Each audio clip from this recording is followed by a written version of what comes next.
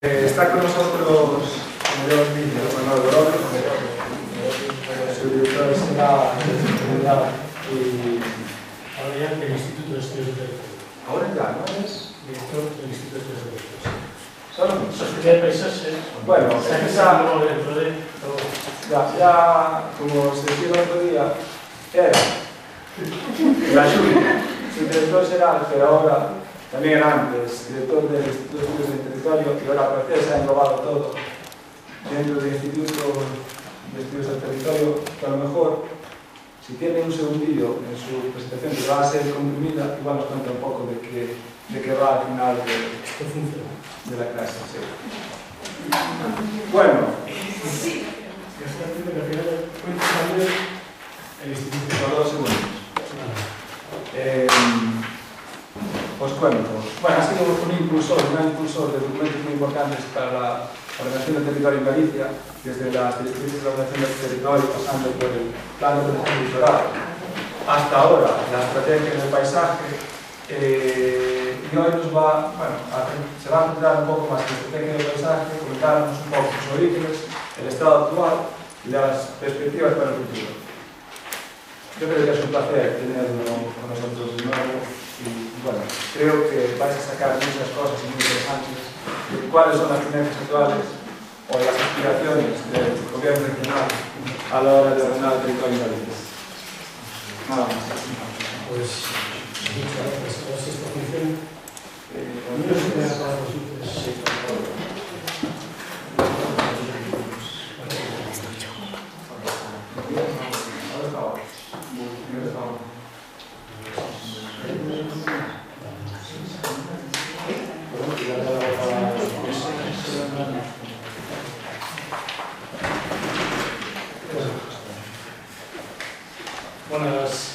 Buenas tardes. Voy a tratar de ir a buen ritmo para exponer de alguna manera cómo hemos decidido desde la Xunta de Galicia, en concreto desde el Instituto de Estudios del Territorio, que me represento en estos momentos, entender el paisaje fundamentalmente como una estrategia.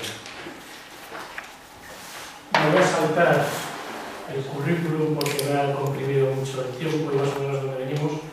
Pero fundamentalmente el año que empezamos a elaborar todo esto, que ahora se condensa en una estrategia galega de paisaje, pero también en la gestión y la planificación territorial, comenzamos en el año 2009. ¿no? Creo que para hablar del paisaje, de entender el paisaje como estrategia, lo primero que tenemos que aproximarnos es al concepto de la propia definición. ¿no? ¿Conocéis el Convenio Europeo de Paisajes? El Convenio Europeo de Paisaje es un documento que se elabora a nivel de Europa, que nosotros tenemos trasladado de una legislación propia y que quizás lo más llamativo y lo más significativo es que se atreve con una definición que rompe de alguna forma el esquema de entender el territorio. ¿no?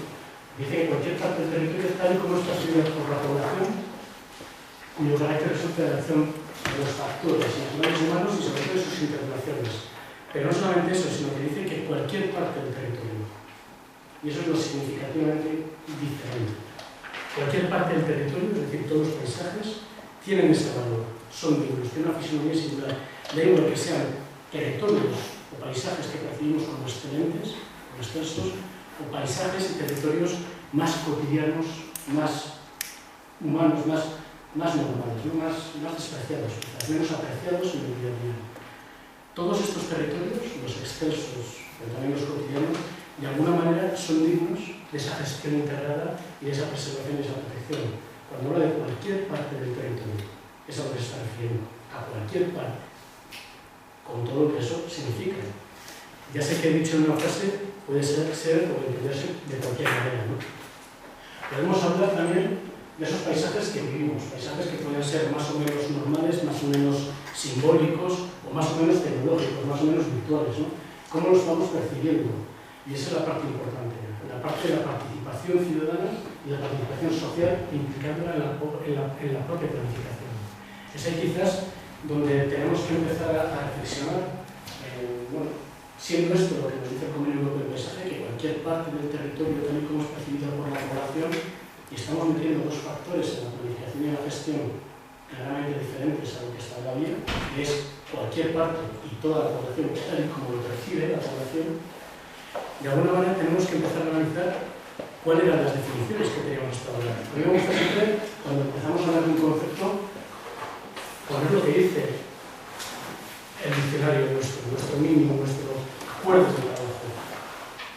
El diccionario dice que un paisaje es una extensión del territorio que se ve desde un sitio, o una extensión del territorio considerada su aspecto artístico, o una pintura o dibujo que representa cierta extensión del terreno. En todos ellos podemos deducir estas tres definiciones, estas tres acepciones, que de alguna manera contempla la definición del diccionario. En todos ellos podemos decir que nace una mirada, pero esa mirada siempre es intencionada. Yo estoy convencido que si ahora cualquiera de los que estamos aquí en esta sala nos sentamos a hablar y nos ponemos a pensar sobre cómo ves este espacio, cómo ves lo vamos a percibir de diferentes formas. Por lo tanto, tenemos que entender que esa percepción, la manera en que cada uno de nosotros percibimos, eso que en la frase, la definición del común europeo del paisaje, es tan sencillo como poner tal y como lo percibe la población. Es decir, bueno, ¿y qué población? ¿Desde qué educación? ¿Cuál es la historia de esa forma de mirar ese territorio, de comprenderlo? En este ejercicio, en esta imagen, podemos ver que hay múltiples miradas y que para entender qué es lo que percibimos tenemos que comprender cuál es la historia de cada una de esas miradas, de cada una de esas personas. Nosotros en estos 3 años, desde el año 2009, en los diferentes trabajos que hemos desarrollado, hemos comprendido por lo menos que hay 3 miradas. Una de ellas es esta. Y yo creo que vamos a buscar los máximos puntos de punto de acuerdo básico. Y es esta, la mirada del niño. Todos tenemos la mirada, pero no pensando de manera bucólica desde que, no. Pensad en vosotros como niños cuando os enfrentéis por primera vez a algo que hasta ahora no habéis percibido. Y entonces lo percibís y lo aprendéis de una manera intuitiva, espontánea, natural, ¿no? Epidérmica, una cosa que, vaya, te causa unas sensaciones y es como lo percibes, esa mirada de partir de cero cuando te enfrentas por primera vez a algo. Todos tenemos esta mirada. Una vez lo hemos percibido, lo hemos aprendido, lo hemos empezado a hacer nuestro, está esta tal mirada, la de, podríamos llamarla, a mí me gusta ponerla de esta manera porque también es parte de armar el libro documental, la mirada del artista. Lo he percibido, me he impresionado y es la que reinterpreta lo que ves. Reinterpretamos lo que estamos viendo. De alguna manera recreamos las sensaciones que nos han producido. Dices, bueno, yo esto lo he visto por primera vez y cuando te paras a analizarlo estás recreando la forma en la que te has sentido eso que has aprendido, eso que estás observando, esa cosa a la que te has enfrentado por primera vez. Y de alguna forma, con tus conclusiones, con nuestro trabajo, con nuestro día a día, cuando estamos tratando de reconducir, estamos enriqueciendo eso que hemos percibido desde nuestra ignorancia, desde nuestra formación o desde nuestra deformación. Estamos reconduciendo lo que hemos visto y estamos generando nuevo conocimiento, nueva información. Y quizás la tercera mirada, y yo creo que es en la que tenemos que estar, sobre todo los que hoy estamos en esta sala, pero también desde la administración, esa mirada colectiva, la construcción de esa mirada social y técnica, que ayuda a entender, a comprender el por qué esas cosas que se van grabando en nuestro ADN social, cultural, en nuestro subconsciente o consciente, van construyendo una forma de percibir las cosas, que nos ayuda a aprender y a comprender esos componentes de ese territorio, de ese paisaje, de esas estructuras, lo que son elementos estructurales, a percibir esas dinámicas igual pasaban desapercibidas. Y es ahí donde tenemos que concentrarnos ahora. Las 2 primeras creo que vienen de nuestra propia naturaleza, están en nuestro ADN, de nuestra propia naturaleza social, la de impresionarnos, ver algo y tratar de expresar lo que eso que hemos percibido nos ha causado. Pero luego la tercera es la que tenemos que trabajar de una manera mucho más activa y consciente. La construcción de esa mirada colectiva, yo no estoy diciendo que sea una única mirada, sino la construcción de esa mirada social, de esa mirada técnica, que nos permite aprender, conocer y sobre todo interpretar y valorar lo que estamos viendo para en el contexto de las circunstancias en las que estamos en cada momento poder ir evaluándolas o valorándolas y sobre todo ir progresando con la forma en la que percibimos la realidad. El paisaje, hay una cuestión que no sé si habéis estado trabajando en él, ¿no? Pero Hay algo en lo que nos basamos, en una dualidad, es un elemento complejo, tiene algo que es textural, que es a flor de piel, lo que percibimos, las imágenes, los colores, pero luego tenemos algo que es lo estructural, que hace que eso que estamos percibiendo se sostenga. Las normas físicas, las leyes, las cosas que hacen que de alguna manera el musgo salga instalado de aquí, o que las piedras, ese arco de ahí, esa composición de arcos, no acabe de caerse. Tenemos tanto lo textural, que es lo que percibimos, pero también de alguna forma es estructural, que está oculto al ojo inicial. Es decir, tenemos que formarnos y aprender a leer y de alguna forma integrar esas dimensiones que son esa dimensión percibida con la dimensión físico-ecológica y histórico-cultural. Aprender a mirar de alguna forma e integrar esas otras dos dimensiones, la histórica, cultural y también la ecológica y ambiental, ¿no? Pero sobre todo desde la cultura y la forma en la que de alguna manera la sociedad ha ido percibiendo ese territorio. Así el contexto. En Galicia podemos decir que la protección, ordenación y gestión de los paisajes, fundamentándonos estas medidas, pero sobre todo amparándonos, amparándonos en estas tres medidas y utilizando de alguna forma como punto de partida la ley del paisaje, del 7 de 2008 de protección del paisaje, es donde empezamos a partir. En esto asumimos lo que dice el Convenio Europeo del Paisaje, asumimos lo que dice nuestra ley, y es que el paisaje es un bien colectivo. Es así como se define.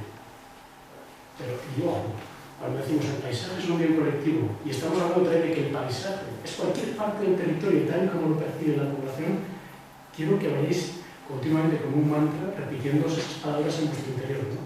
Cada vez que veáis paisajes, cualquier parte del territorio tal y como es percibida por la población, y os dais cuenta de la complejidad del concepto que estamos manejando.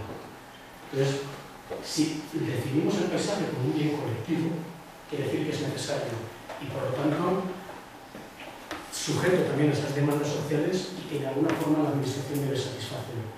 Y es ahí donde tenemos que integrar esa mirada social y técnica, ese conocimiento científico adecuado para aplicar de alguna manera las diferentes políticas que nos ayuden a afrontar pues, estas dos dificultades fundamentales. Y es que es un material que muchas veces se considera es algo estético puramente, pero es mucho más que eso y que de alguna manera tiene una aproximación multidisciplinar compleja. La imagen esa que ponía al principio de las múltiples miradas y las múltiples educaciones con las cuales percibimos la realidad. Nosotros estamos trabajando desde las directrices de ordenación del territorio y el plan de ordenación del litoral en esta manera, en esta visión del paisaje. No me voy a extender a esta imagen demasiado, son los diferentes criterios, ¿no? Estas líneas y los ejes. Una pregunta, ¿conocéis las directrices de ordenación del territorio? ¿Habéis tenido ocasión de estudiarlas, de leerlas?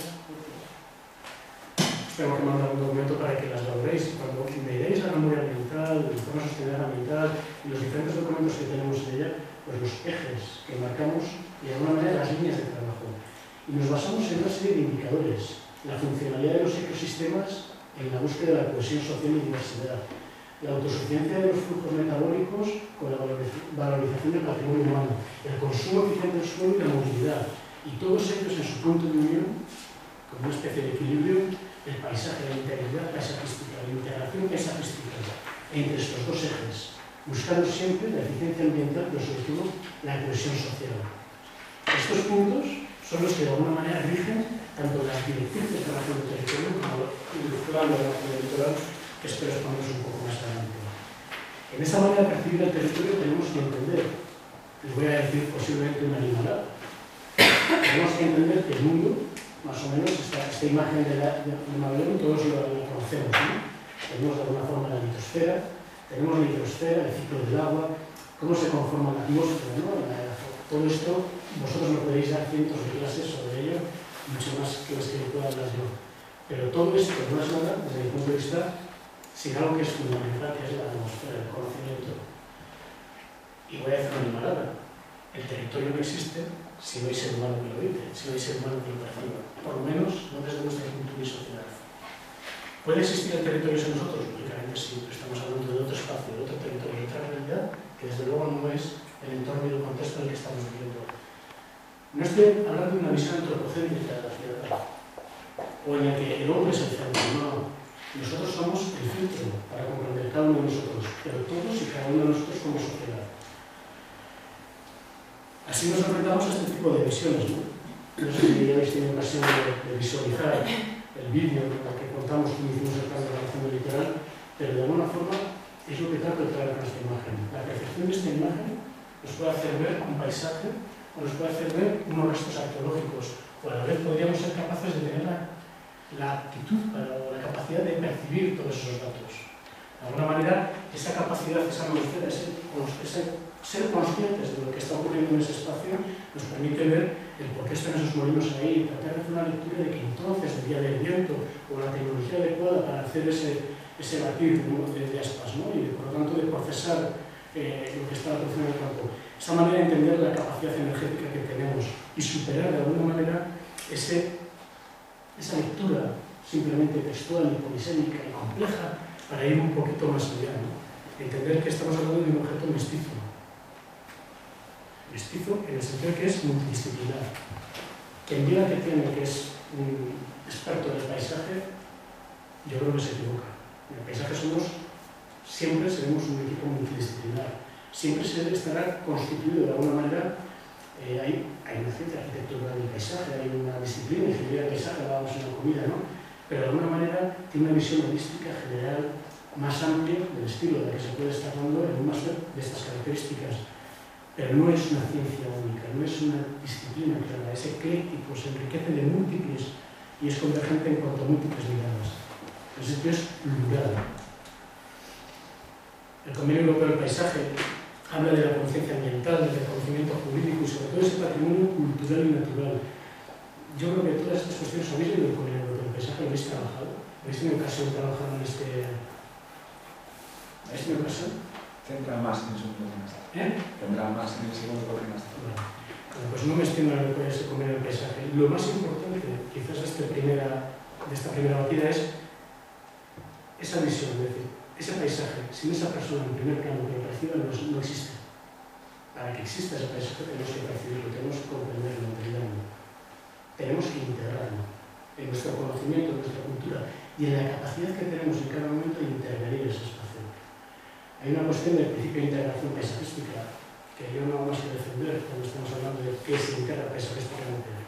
Yo creo que se integra paisajísticamente aquello que comprende la tecnología que tenemos en cada momento y que comprende los valores identitarios del lugar en el que estamos interviniendo. ¿Se integra más paisajísticamente algo que se haga en piedra? No necesariamente. La innovación no está reñida con la integración paisajística. Aquí, en el paisaje como herramienta, me permito, como suele decir José, ¿no? Hablar del libro, ¿no? ¿Qué es lo que hemos hecho? En el paisaje como herramienta, esta imagen, sois conscientes ya de ello, ¿no? Se analiza 30.000 unidades de población de un territorio que, lógicamente, no se entendería, como decíamos antes, sin los hermanos. Un territorio tremendamente habitado, pero ojo, con una densidad muy baja, o sea, 30.000 unidades de población y no llegamos a 3 millones de habitantes, ¿no? Estamos hablando de 2 millones de habitantes. Ahí vemos la dispersión, la complejidad que tenemos que gestionar y administrar, ¿no? Un territorio que en el ámbito litoral es el primer instrumento, es lo que comentábamos antes, me toca hablar del libro, ¿no? El plan de ordenación del litoral realmente ha sido un documento que, aparte de ser el primer plan territorial integral que hacemos, es el primer instrumento de ordenación del territorio que integra el paisaje y del cual hemos sacado toda la estrategia del paisaje que de alguna manera estamos poniendo en práctica, ¿no? Esa manera de coger y entender que estamos hablando de un territorio en el que tenemos el 12% de la población y una complejidad tremenda y dar un primer paso, y lo hablábamos antes también de las de trabajo, el superar la lectura de la ordenación del territorio en base a líneas administrativas que no tienen nada que ver con la realidad física y superar, en el caso del ámbito del plan de ordenación litoral, o bien el ámbito municipal o bien el ámbito de la línea de los 500 metros, para entender cómo funciona el ecosistema del Carmen, para entender que aquí usamos la ley del 95, la ley de ordenación del territorio del 95 y también la ley de protección del paisaje, para tratar de entender e incorporar la visibilidad, la hidrología, las vertientes, la calidad ambiental, las características ambientales paisajísticas y quizás desde la intuición de ese espacio y la percepción de cómo de alguna manera hay algunos fondos escénicos lejanos, qué es lo que está operando en este eje que estoy ahora en otro, de cómo estamos interactuando, podremos llegar a delimitar un nuevo ámbito completamente distinto, ¿no? Así partimos de una visibilidad bastante compleja y de la intuición de que tenemos que delimitar este espacio. Fijaros el ámbito litoral de los 500 metros, en función de las variables de visibilidad, podríamos llegar hasta aquí. En función de las variables también eurotérmicas, climatológicas, incluso especies, había gente que me decía que hasta Santiago es litoral. Yo siempre he dicho una cosa, y creo que es importante que lo tengáis en cuenta: la escala. Depende de la formación que tengas para percibir las cosas, pero también de la escala en la que los mires. La península ibérica te los cuesta, ¿no? Es una península en sí misma. Por lo tanto, si lo miramos a escala europea, si lo miramos a escala global, la península, todo es litoral. Es un ámbito litoral. Si nos acercamos, nos aproximamos, bajamos el zoom, vamos encontrándonos con que ese espacio se va acortando y se va pasando de esa división cuantitativa, legal, abstracta, a una división perceptiva y clara, ¿no? En la que de alguna manera lo que voy percibiendo, lo que voy viendo, recorriendo ese territorio costero y que de alguna manera tiene cualidades funcionales homogéneas, porque es la cuenca adelante que va hacia el mar, es lo que me delimita ese espacio en el que yo estoy trabajando. Y de esta forma es como limitamos el juego. Parece una tontería. No sé si algunos habéis aprendido la planificación urbanística o territorial. Habéis tenido que hacer ejercicios de esos. Si lo habéis hecho o si no, pues cuando os enfrentéis a ellos, os reto a que superéis los límites administrativos que marcan las leyes, 500 metros. ¿Y por qué no 501? Que superéis el límite administrativo que te marca un límite municipal. No, es que yo, para poder entender, señor alcalde, qué es lo que ocurre en este espacio, necesito ir a estudiar un poco más allá. O para justificar la existencia de esta zona verde aquí, necesito darle conectividad a escala territorial. El reto que os va a suponer a vosotros como profesionales el empezar a trabajar en un ámbito que trasciende esos límites administrativos que se os han comentado, es un ejercicio que es el plus que vosotros debéis saber, dando una visión un poco más global del conjunto y no aislada. Superar esa barrera, la de la cuantitativa a la real, es lo que puede enriquecer sustancialmente la solución que luego le deis al ámbito en el cual os encontráis el trabajo. Si no lo integráis, si no le hacéis esa mirada de interés, también eso ya es integración paisajística, ojo, a escala territorial, a escala conceptual casi, ¿no? Pero es el primer paso. El comprender cómo se integra, no de una forma jerárquica y distanciada de la realidad, sino de una forma creativa, colectiva, conectada, de una forma transversal, y entendiendo que cada pieza tiene su lugar en ese juego. De cómo nos aproximamos en cada momento de cada una de las escalas es una de las primeras, creo que, cuestiones que van a dar a marcar una serie de identidad en el trabajo que finalmente elaboréis o entreguéis, ¿no? Así nosotros en el plan de ordenación del litoral, permitidme que sea de acuerdo porque es continuamente lo que ha ido armando, pero deriva de la elaboración del plan de ordenación del litoral, es lo que de alguna forma nos ha ido generando ese conocimiento, esa no sé cómo decirlo, esa ideología, ¿no? Nos ha ido conformando los conceptos que nos han permitido en un momento determinado decir, tenemos que plantear la estrategia de países ahora. Y así, por ejemplo, en el litoral podemos ver 7 grandes costas. El litoral es uno. Son 82 concellos. ¿Qué es el litoral de Galicia? Pues para nosotros es una lectura distante. Para empezar, eran 7 realidades estructurantes distintas que nos basáramos en la geomorfología, en la capa estructurante de la Tierra, en cómo había sido el origen de esas geoformas, en cuáles son los sustratos y si hacer el ejercicio de pensar en esta realidad, en este litoral y en este otro, ¿no? O incluso en el que ya empieza la segunda ola del río, cualquiera de estas 7 grandes costas. Y esa escala, a la escala de los tiempos de la Tierra, podemos decir, esa escala estructurante, tenemos 7 costas. Sin embargo, no nos podemos quedar en esa escala. Vamos a ver cómo lo hemos ido comprendiendo a lo largo de nuestra historia, y ahí es donde le hemos ido puntualizando, le hemos ido poniendo nombres, y donde de alguna forma surgen cada uno de estos sectores costeros. Pero nos dimos cuenta que elaborando el plan de ordenación del litoral nos podíamos quedar en un ámbito tremendamente abstracto, distante, lejano, y que para que de alguna forma este documento sirviera, teníamos que bajar y delimitar a algo que fuera no solamente comprensible. Y aquí es una de las cuestiones que dijimos, a ver si esto por eso lo que con el paisaje o nuestra ley, sino que fuera aprehensible. Yo no solamente comprendo lo que estoy haciendo, no solamente comprendo lo que me están diciendo desde este instrumento de gestión de planificación territorial, sino que lo aprehendo, en el sentido de que lo hago mío, de que lo interiorizo y lo comprendo en mi contexto, en lo que he vivido. Y por lo tanto, entiendo cómo están conformándose todas y cada una de esas unidades paisajísticas. Todas y cada una de estas piezas en las cuales dividimos el territorio, basándonos en este conjunto de variables estructurantes desde la propia estructura de la Tierra a cómo lo habíamos ido en función de la geomorfología, la edafología, de cómo se habían ido conformando los usos de ese suelo y cómo de alguna manera nos habíamos ido trabajando como cultura, como sociedad, para entender que si yo hablaba del territorio así, distante, desde la lejanía, ¿no? Estoy haciendo un documento de 215.000 hectáreas, aquí no me vengas con detalles, pues ese documento se va a quedar en nada. Y como para que yo también pudiera hacer ese documento de 215.000 hectáreas, yo y todo el equipo que estamos trabajando en él, nos pudiéramos aproximar a ese territorio, decidimos delimitarlo en estas pequeñas piezas que llamamos unidades de paisaje. Son unidades fisiográficas, porque las 7 grandes costas, a su escala, también son unidades paisajísticas. Todos los sectores también son unidades paisajísticas, igual que 1 centímetro, 1 metro o 100 metros. Estas unidades paisajísticas nos permitieron hablar con intensidad y precisión en cada uno de estos espacios.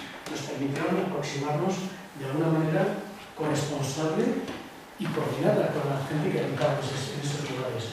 Recopilar de cada uno de los expertos que estaban, o de la gente que quiso aportar información en los procesos de elaboración del Plan de Ordenación del Litoral, recopilar con un detalle casi microscópico, ¿no? De escala de tiempo, con el detalle que son todas estas grandes unidades, todo el conocimiento para cada una de esas grandes unidades.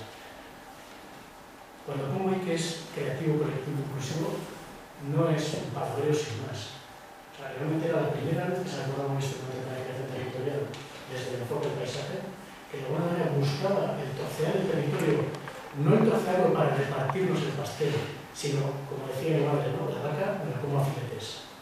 El trocearlo para ir comprendiéndolo, para ir aprendiéndolo, para poder ir gestionando todo ese conocimiento y toda esa información, pero manteniendo también la otra escala, ¿no? La estructura de las 7 grandes costas, y ver cómo eso se conectaba a las 2 escalas. Esto es, quienes sean arquitectos aquí, yo no sé si los hay muchos, ¿no? Aparte de mí, veo, pues este es el módulo, que es una unidad de medida que utilizamos en la arquitectura para todas las escalas, ¿no? Es una manera de decir, a esto me puedo aproximar a escala de detalles, fractal y a la gran escala, ¿no? Para cada una de esas grandes unidades de paisaje, fijaros, hicimos estas fichas. No sé si habéis tenido ocasión de verlas o manejarlas, están en la web y las podéis trabajar, ¿no? Una fotografía para saber de qué estamos hablando y orientaciones sociales, y una pequeña definición, pero sobre todo el conocimiento detallado de toda esa información, de cuáles eran sus dinámicas naturales y cuáles eran sus dinámicas antrópicas, usos del suelo, ahí las podéis ver y analizar. Para cada una de esas unidades paisajísticas, fisiográficas que tenemos del territorio, analizamos y cartografiamos estos elementos. Miramos la dinámica, ¿no? Cómo ha evolucionado ese territorio. Cuando hablamos de la historia, la mirada histórica, de cómo hemos ido utilizando y evolucionando en el uso del territorio, cómo ha ido conformando el paisaje. Hay gente que hay una frase por ahí que me gusta mucho, ¿no? Que el paisaje es como el retrato de una sociedad. El retrato es el resumen de la historia de una sociedad. El paisaje que percibimos viene a ser ese resumen de esa historia. De alguna forma, el comprender cómo ha sido la dinámica desde los años 50 hasta la actualidad, y ojalá pudiéramos irnos mucho más atrás, pero el único fuente documental que tenemos es homogéneo, que es un trabajo que también hicimos para este documento, es de alguna forma ese vuelo del 56. Y a partir de ahí cartografiar esto. Partimos de la búsqueda de unos elementos concretos y a partir de ahí generamos nuestro conocimiento. Esa sensación que tengo de la mirada del niño, ¿no? Vas al territorio y dices, vaya, esto me impresiona, estos usos, estas... Pero vas a la cartografía, los fondos documentales, y dices, pues yo tengo cartografía de usos, en condiciones, está el SIOSEC, por aquella escala, está el catastro, está la cartografía urbanística, no existe. Por lo tanto, lo que hacemos es ser creativos, ser artistas y generamos una cartografía nueva para expresar lo que de alguna manera, trabajando en ese territorio, habíamos percibido. Y hicimos esta cartografía que hablamos de usos y elementos para la valoración y la integración. Te la hago el nombre. Cartografía de usos y elementos para la valoración y la integración. Que quiere decir, de alguna manera, que tenemos que entender cuáles son los usos y elementos que están componiendo ese sistema, cómo los tengo que valorar y cómo los tengo que integrar en la gestión de ese territorio, la interacción paisajística, cómo me tengo que integrar. Y dividimos, no sé si habéis tenido, os he contado esta imagen o no, pero esta imagen de alguna manera divide los usos de dinámica natural, que son estos de aquí, todos estos, y los usos de dinámica antrópica. Los usos de dinámica natural entendidos como aquellos en los que de alguna forma es la naturaleza, el ritmo de la naturaleza, y los que los están conformando. El sistema intermareal, de forma idiota. Ojo, esto es ese trabajo, esa tercera mirada que tenemos que construir, social y técnica, ¿no? Es decir, eso que hemos percibido, que nos ha puesto la flor, vamos, la piel de gallina y nos ha emocionado y que tratamos de expresar con esta cartografía, vamos a intentar encontrar esa lógica y esa técnica que de alguna manera, pues este esquema, todo acertado o menos que pueda ser, o menos acertado que pueda ser, resume todo ese conocimiento del campo de acción literal. Dinámica natural y antrópica y el cómo de alguna manera hay determinados usos del yin-yang ¿no? De la dinámica antrópica que estando en el espacio natural se integran perfectamente. Todo ese patrimonio cultural, todos esos núcleos fundacionales, todo ese espacio periférico de esos núcleos fundacionales que están encaminados hacia esa cohesión social y que mantienen el equilibrio. Y luego toda esa dinámica antrópica en la que si hacemos esta esfera, nuestra yin-yang, lo ponemos en cuanto a superficies, nos daremos cuenta, y ahora veremos las cifras, que esto es casi el 75%. Todo el potencial agroforestal. De esa manera, cogemos y elaboramos esta cartografía. Es una serie de cartografía que es normativa y de obligado cumplimiento. Es la primera cartografía de paisajes, de valoración de paisajes, que obliga a su integración y cumplimiento con los planes de ordenación urbanística. ¿Qué es lo que estamos diciendo aquí? Que todos los usos, y se dice la texto, todos los usos de dinámica natural han de ser preservados, integrados y han de ir hacia lo que decimos tanto en la zona como en el pueblo, a la búsqueda de la conectividad ecológica y ambiental, a la búsqueda de esa eficiencia ambiental, pero también de esa cohesión social. Por lo tanto, si yo me encuentro con un uso de los que tengo en esa dinámica natural, un bosque de ribera, hay una legislación ambiental que me permite tomar medidas correctoras, pero la mejor medida correctora no es precisamente yo pensar en la prótesis que lo voy a poner para contaminación, es pensar en cómo puedo potenciar ese corredor, cómo puedo conectarlo. No se trata de mirar tanto ese bosque o esa masa como algo que voy a poder sustituir porque voy a plantar otro bosque y otra masa a otro lugar, sino entender el por qué ese bosque ha surgido ahí, está ahí, independientemente que ya lo hago. Y tratar de buscar ese potencial de conectividad ecológica, de dinámica natural, y tratar de esa forma, diseñar mi espacio, diseñar mi manera de ocupar y transformar el territorio. Esta cartografía es de obligado cumplimiento y en tanto en los trámites ambientales y en los diferentes instrumentos del planeamiento urbanístico no haya cartografía de mayor detalle, atendiendo a ese anterior yin-yang, a cuáles son los usos de dinámica natural y dinámica antrópica, por lo tanto bajando a un mejor conocimiento. Tiene bastante trascendencia esto. Pero es la primera cartografía, me atrevo a decir que es la primera cartografía de paisaje, o que busca la interacción paisajística. A partir de ahí elaboramos la cartografía del modelo del plan de ordenación litoral, en donde establecemos una serie de áreas que no sé si merece la pena que me extienda en ellas, ¿no? Tipo, las zonas más próximas donde no puedo operar, las zonas donde no puedo operar, pero vamos a ver cómo ha sido creciendo hasta ahora, y las zonas de ordenación. Esta cartografía es un poco más compleja, pero en definitiva se trataba de a partir de cómo era ese espacio, o cómo es ese espacio, entendiendo cómo era, comprender que con esta cartografía urbanística no estaba expresando el potencial de este territorio. Desde nuestro punto de vista, esa dinámica de ocupación, esa dinámica natural, esta potencia que tenemos no se expresa en esta cartografía. Y de alguna manera tratamos de buscar con esa serie cartográfica, con esos nuevos mapas, de alguna forma el poner y el recuperar ese subconsciente o esos elementos singulares que nos ayudan a valorizar y a poner en valor los diferentes elementos que con el planeamiento urbanístico al uso pasan desapercibidos. Cosas que preguntas a un niño y que los identifica clarísimamente. Pero sin embargo, en las estructuras urbanísticas, las estructuras de gestión pasan desapercibidos. No están porque lo que regulamos son otras cosas, no la relación de ese territorio y de ese conocimiento colectivo. No regulamos qué es lo que ocurre con esos núcleos de identidad electoral, o no asumimos ciertas dinámicas de trabajo ciertas dinámicas de ocupación del territorio insostenibles, como pueden ser estas, ¿no? Pero tenemos que coger e identificar ese territorio, ver cómo está funcionando y a partir de ahí actuar y entender que esa cartografía o esa lectura del paisaje no es una lectura estática, no es una lectura que se base simplemente en pues, esta imagen, ¿no? Una imagen del 56, y entender cómo en los últimos años hemos llevado a cabo la ocupación de ese territorio. Se basa en esto, en entender cuáles son los riesgos, las fragilidades a las cuales nos pueden inducir las diferentes dinámicas que estamos operando, con las que estamos operando, y tratar de actuar casi a un modo de acupuntura urbana o territorial, tratando de poner en valor todos esos elementos que de alguna forma enriquecen nuestra manera de ocupar y gestionar el territorio, o han enriquecido esas huellas, esos momentos en los que hemos sido capaces de operar y actuar de una manera integrada en ese territorio, ¿no? El desarrollo de esta estrategia de paisaje, ya no sé cómo voy el tiempo, que voy bien. El desarrollo de esta estrategia de paisaje que la presenté, creo que fue en agosto de no me acuerdo. Tengo que pasar rápido. No sé, estamos a 2012, ¿no? Yo creo que fue esto de la tectónica del centro de la Tierra ya casi, creo que fue en agosto del 2000.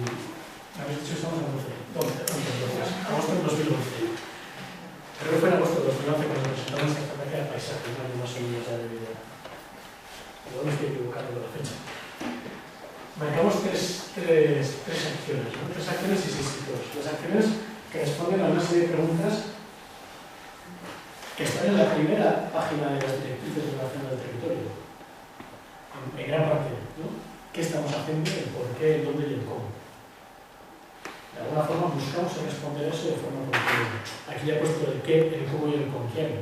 El con quién es quizás la pregunta que nos faltaba en las directrices de relación del territorio. Pero de alguna manera lo que establece la estrategia de paisaje es que con quién es con la sociedad. En las directrices marcamos el qué, no. Inducimos a volver a preguntar, bien, ¿sabes? ¿Te crees que sabes lo que estás haciendo? ¿Y por qué?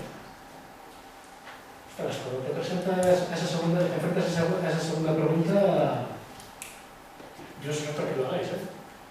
¿Qué estás haciendo? Estoy haciendo esto. ¿Y por qué? Bueno, a veces llegas a un poco, sabes por qué lo estás haciendo. En las directrices lo que decimos es que tenemos que responder a la tercera pregunta y es, ¿y ahora dónde lo quiero hacer? El elegir el dónde. El elegir el dónde es la primera lección del barrio Sésamo de integración paisajística. Un mal lugar, nunca vas a poder, podrás llevar a cabo mil historias para integrarte o camuflarte, pero el dónde es la primera lección. El mejor dónde. El primer paso para la integración paisajística es elegir el dónde llevar a cabo la actuación. Y después ya el cómo, para acabar de matizar ese detalle de la integración paisajística. Y en el caso de la estrategia de la manera de paisarse, lo que establecemos es el con quién vamos a definir la manera de enfrentarnos a esas preguntas en cada momento. Y establecimos 6 hitos. 6 hitos que de alguna manera se basan en estos, pues primero ahí, ¿no? La delimitación de las grandes áreas. Habéis visto el mapa de las grandes áreas de paisaje de Valencia. 12 grandes áreas, 50 comarcas.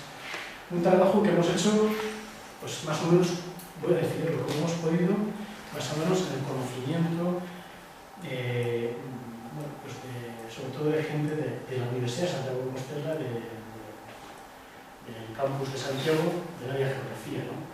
Delimitar las grandes áreas y comarcas paisajísticas, y ahora veremos cómo llevamos a cabo esa delimitación, amparándonos en eso que hemos comentado, en esas dinámicas estructurantes, pero también las texturales. Las grandes áreas lo basamos en los elementos estructurantes del territorio, geomorfología, litología, geología, clima, topografía, y después ya, de alguna manera, las comarcas, las 50 comarcas, dividiéndolas en función de cómo nos hemos ido asentando y utilizando ese territorio, cómo hemos ido moldeando la cara de ese territorio, ¿no? Los 6 hitos son esos: delimitación de las grandes áreas, elaboración de los catálogos y directrices del paisaje, el establecer fases de participación pública y aprobación de los catálogos, elaborar la guía de estudios de impacto de integración paisajística, elaborar una línea de manuales de buenas prácticas. Alguien dijo, yo creo que alguien muy sabio dijo, una ley no es nada si no voluntad de cumplirla, pero yo también digo que una ley no es nada si no aprendemos a cumplirla, o sea, si no sabemos cómo aplicarla. Entonces, aprender a trabajar, a hacer esas leyes, y no solamente hacer la ley y querer cumplirla, sino también saber cómo aplicarla, cómo cumplirla, es fundamental. Y luego, pues esas tres, ¿no? Creación de los instrumentos, integración y sensibilización. En la delimitación de las grandes áreas, vuelvo otra vez a nuestro hijo predilecto, el plan de ordenación del litoral. Delimitamos las 7 grandes costas, los 35 sectores y las 642 unidades paisajísticas litorales y prelitorales. Nunca antes habíamos delimitado unidades paisajísticas. No sé, vosotros si habéis hecho alguna, habéis tenido experiencias, analizamos cómo lo hacían en Cataluña, que se basaban en delimitaciones comarcales y luego ya en procesos de participación ciudadana más complejos y bastante interesantes, y a partir de ahí empezaban a delimitar esos espacios más o menos de conocimiento común, esas unidades paisajísticas. Llegamos a ver cómo se planteaban otros normales. Nosotros decidimos un camino alternativo, que fue hacer esas unidades comprensibles. Y con esta misma experiencia, prueba y ensayo, ¿no? En el trabajo científico, es decir, hemos aprendido, creemos que tenemos ya un método, llevamos a cabo la delimitación, y esto es algo inédito todavía, lo hemos citado, de todo el territorio vinculado al Camino Francés. Al Camino Francés hasta Santiago de Compostela, pero luego también lo llevamos hasta André de Fistel. Este es un trabajo que todavía no está editado, porque todavía no lo tenemos acabado de hacer. Porque una cosa es delimitar unidades paisajísticas cuando hacia atrás no tienes nada más que, o hacia adelante no tienes más que el mar y lo que ves es un fondo escénico, y otra cosa es delimitar esos espacios y esas unidades paisajísticas cuando estás en cumbrera. ¿Hasta dónde llega esa unidad paisajística? ¿Hasta dónde percibo? ¿Hasta dónde delimito? Y de alguna manera, ahora yo, todavía es inédito, pero ya está casi a punto de salir esa metodología para la delimitación de las áreas paisajísticas. Y también hemos llevado a cabo la delimitación en la comarca de Leza, en la de Orense, y hicimos un ensayo en la comarca de la Costa del Norte, de elaboración de catálogos. Bueno, con esta experiencia, con este trabajo y con estos ensayos que hicimos aquí, decidimos abordar en paralelo de otra escala la delimitación de las 12 grandes áreas paisajísticas de Galicia. Podemos discutir sobre estas delimitaciones todo lo que queráis, pero yo ya pongo sobre la mesa una cosa, es decir, es lo que nos gusta decir en el equipo que nos elabora las GOT, del PON, todo el tipo de institutos de territorio, es un documento mártir. Vamos a ponerlo sobre la mesa y dejar que nos lo pague. Vamos a ir modelándolo entre todos. Es un documento que ponemos conscientes de que no es perfecto y que es mejorable y cuestionable en algunos aspectos, pero precisamente ahí es donde el convenio del paisaje, que una de las líneas de trabajo del Instituto se arma con una de las líneas fundamentales, que es la de la participación y el diálogo social. ¿De qué serviría que yo dijera estas son mis 12 áreas y son inamovibles? No, estas son las 12 áreas que nosotros internamente queréis poner un papel sobre la mesa para empezar a trabajar sobre él y establecer una línea de trabajo. Un error de partida, documento mártir, como lo queréis llamar. Pero estamos terminantemente convencidos, cuando sacamos esto ya después de un año y medio de trabajo, de que estas 12 grandes áreas y estas 50 comarcas paisajísticas, que no las administrativas, de alguna manera responden a una realidad, no solamente tectónica de Galicia, sino también a una realidad social, cultural. Estas unidades paisajísticas, estas grandes áreas, las tenéis en los web más serios del Instituto de Estudios de Territorios, cartografía que os podéis descargar y utilizar en formato SHAPE, y esa información está publicada desde hace tiempo. Igual no debidamente publicitada, pero sí que es accesible y pública. Igual deberíamos ir anunciando todos los procesos. Usted tiene aquí esta información, pero vamos a ver lo que podemos, ¿no? De alguna manera, esas variables, las estructurales, son las que nos han delimitado esas 12 grandes áreas, y esas de uso del suelo, sistemas agrarios o tipologías de asentamientos son las que nos han delimitado cada una de las comarcas.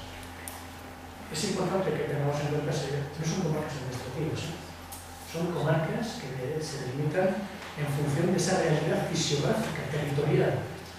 Aquí no hay delimitaciones administrativas, y las delimitaciones de las áreas y de las comarcas paisajísticas no pretenden ser unidades administrativas. Son, no sé si llamarlos unidades de conocimiento es demasiado ambicioso, ¿no? Pero son unidades básicas, ¿no? A partir de ahí empezamos a elaborar los catálogos de paisaje. No he querido cambiar esta imagen porque es una pregunta que me hacían. Teníamos el horizonte del 2016 para el catálogo de las 12 grandes áreas. Hemos hecho uno. Teníamos un cronograma, un contexto bastante ambicioso, que para el final de 2016 nos quedan 4 años. Yo en Horizonte en 2016 no sigo teniendo la idea de que vamos a ver hasta dónde llegamos, ¿no? Pero hemos hecho uno y no de una gran área, sino de la comarca de Andrés, que es una comarca que está hecho y está aprobado. Internamente, de manera de ensayo, la forma de ensayo hemos hecho 3: comarca de Leza, comarca de Ourense y Costa da Morte. Que solo hemos trabajado porque antes decía que una ley no es nada si debe votar a cumplirla, pero si tampoco sé cómo aplicarla. Entonces, lo que nos encontramos es con una ley que yo debo cumplir, pero que se ha redactado sin saber qué es lo que tengo que cumplir. O por lo menos es lo que nos hemos encontrado. Sin la experiencia. Esto lo desarrollará un reglamento, esto lo hará pero para hacer un reglamento, para hacer una ley hay que tener una experiencia. Y si nos bajamos, vamos a recorrer qué documentos de gestión paisajística hay a nivel europeo o español, pues encontraremos lo que hay y veremos si es aplicable en Galicia. Como no encontramos nada que pudiéramos aplicar de forma directa, decidimos internamente hacer esas 3 experiencias. La Costa de la Morte, que cogimos esa costa buscando precisamente enriquecer la reflexión sobre el catálogo sobre los catálogos en un espacio en el que ya lo teníamos, porque habíamos estado trabajando en el plan de ordenación litoral y vamos, teníamos toda la información suficiente como para valorar el catálogo ahí. Y llevamos este proyecto de luego empezó a trabajar en él una empresa, una consultora, de un estilo más de participación ciudadana, de un estilo más de la línea catalana, ¿no? En la fosa de Ourense cogemos un territorio, 3 territorios además claramente diferenciados, Costa da Morte, sobre el que tenemos datos de una zona donde la población, la curva de demográfica es la que es, y el tipo de asentamiento es el que es, lógicamente, periférico. Y luego nos vamos a Ourense en un área urbana de las directrices de ordenación del territorio, con unas dinámicas de ocupación del territorio distintas, claramente distintas, más hacia ese gran área urbana, que podría ser área urbana, que podría ser Ourense, y finalmente la comarca de Leza. La comarca de Leza, en la que ahí es la que hemos aprobado y en la que casualmente es una de las comarcas administrativas con mayor, o casualmente no, con mayor solvencia o garantía con mayor consciencia de trabajo colectivo entre los diferentes concellos que forman parte de esa comarca administrativa. Y es una delimitación que se parece bastante a la comarca administrativa.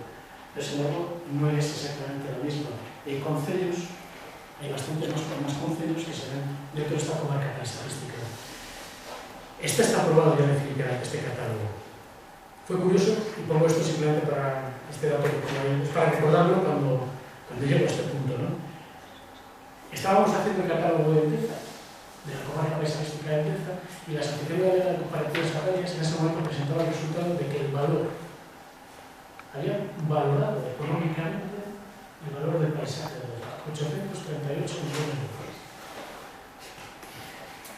Ya de por sí, dices, no, pues eso quiere decir que lo que estamos viendo tiene un valor, yo todavía no sé lo que es.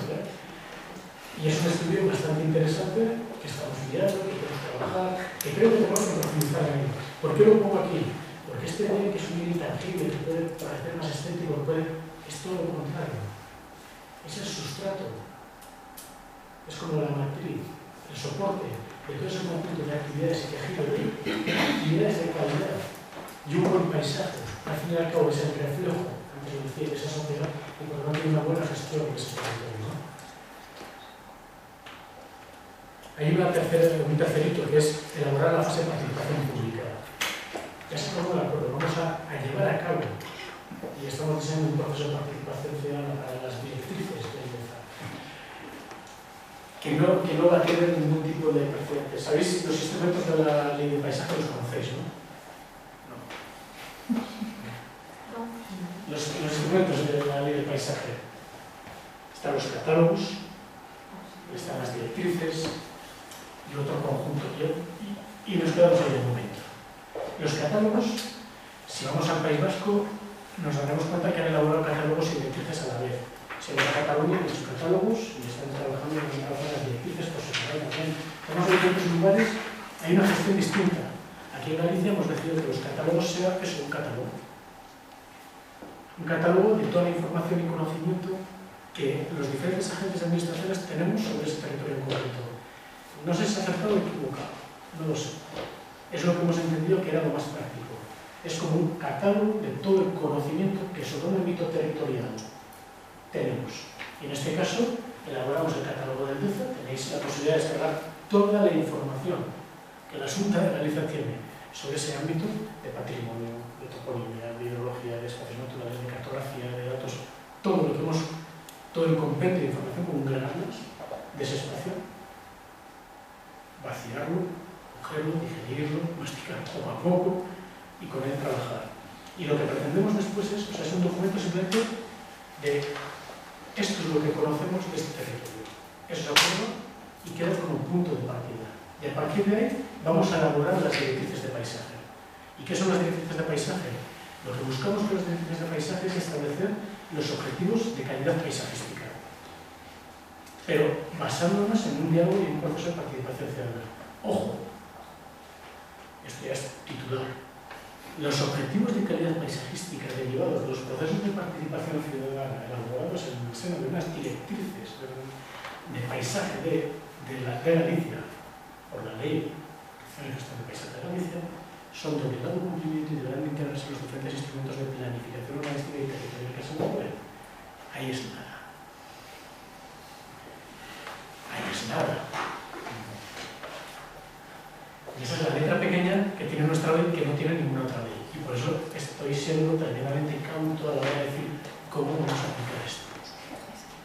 Porque de repente surge que en el proceso de participación ciudadana se decide que el objetivo de calidad paisajística de determinado espacio es que el monte tal sea visible de todos los puntos, o que tal elemento se mantenga, o que debemos potenciar el rechazo de no sé qué, o que las construcciones no me arrojen sombras, o que no superen la baja más 3, y estamos metiendo determinaciones amparadas por un proceso de participación pública que no tienen los instrumentos de planeamiento urbanístico, en esos instrumentos de planeamiento urbanístico. Y puede tener consecuencias realmente complicadas. La integración de estas directrices y objetivos de calidad paisajística en el seno de los planes urbanísticos, sin duda va a ser uno de los momentos o uno de los elementos más complicados a la hora de gestionar esta estrategia paisajística. O a la hora de gestionar la aplicación y desarrollo de la ley de paisaje de la Galicia.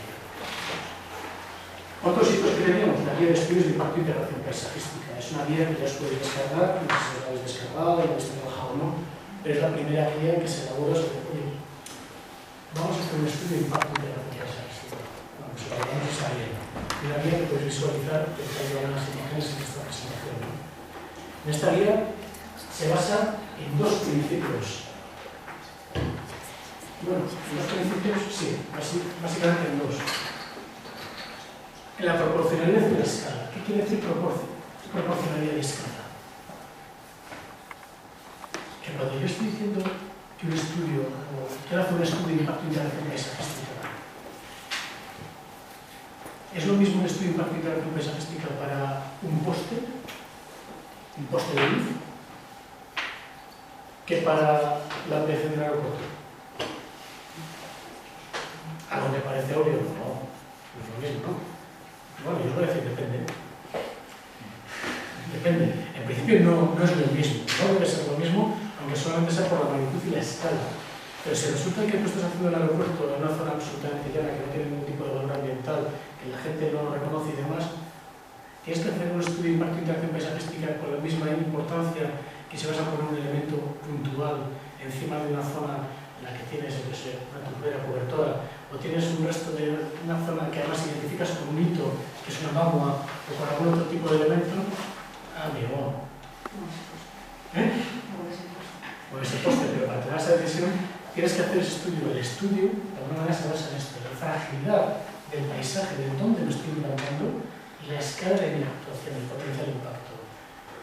Las preguntas que nos haremos en cada uno de los procesos del proyecto o de la elaboración del estudio de impacto van a depender no solamente de la magnitud del cacharro que voy a poner, del artefacto sobre el cual voy a hacer el estudio, sino también, y fundamental, de la capacidad acogida y de la fragilidad del territorio donde lo voy a implantar.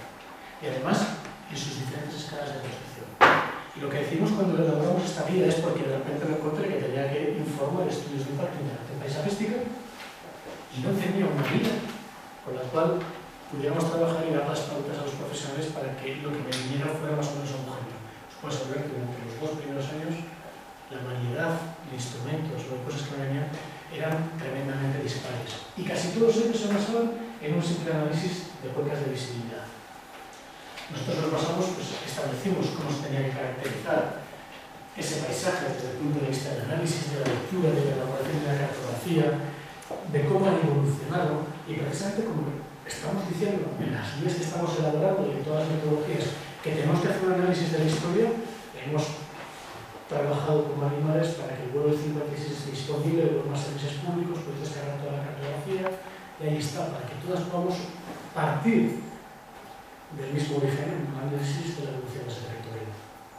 Y no en función de tu capacidad de acceder a esas fuentes de información más o menos alejadas e inaccesibles, ¿no? A partir de ahí empezar a hacer la lectura de cómo evoluciona ese parcelario, las construcciones, los usos, como hemos visto en el plan de ordenación del litoral. Ojo, esos valores intangibles, esos valores que de alguna manera son culturales, donde tenemos las romerías, donde están los topónimos, donde identificamos las cosas, ¿no?